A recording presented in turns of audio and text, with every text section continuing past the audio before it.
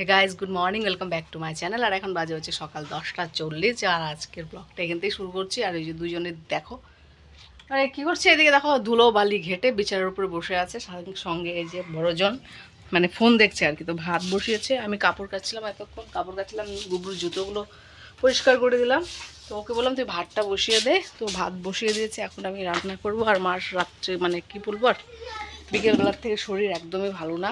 রাত্রেবেলা কালকে দুবার বমি করেছে, একবার সন্ধ্যার আগে করেছে, আবার একবার সন্ধ্যার পরে বমি করেছে।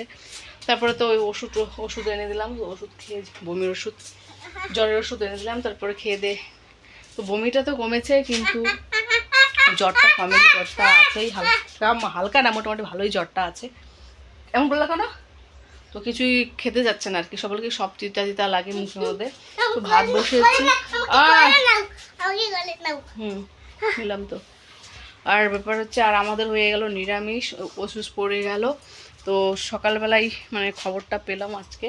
তো আমার মানে দাদা হবে, মানে জ্যাঠার ছেলে আর কি, জেঠুর ছেলে দাদা হবে, গেছে। ও হঠাৎ করে মারা গেছে কালকে, স্ট্রোক করে। বাজারে গেছিলো, বাজার থেকে ফেরার সময় ওই পড়ে গেছে মাথা, মানে রাস্তার মধ্যে পড়ে মাথা একদম ফেটে গেছে।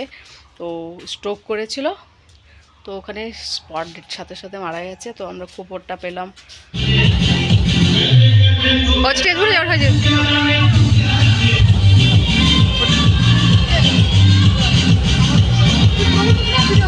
ভিডিও করলাম।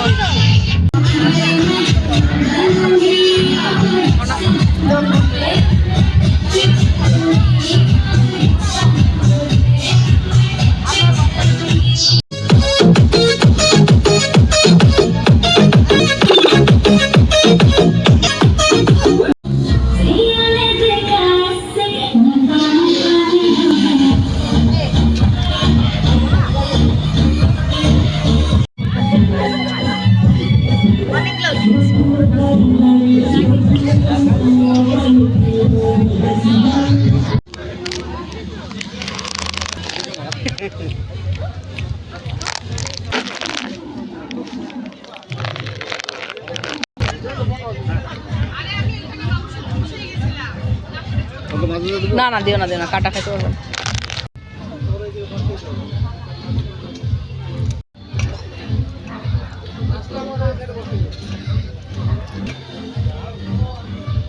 ওকে অল্প দাও, একদম অল্প। ভেজ।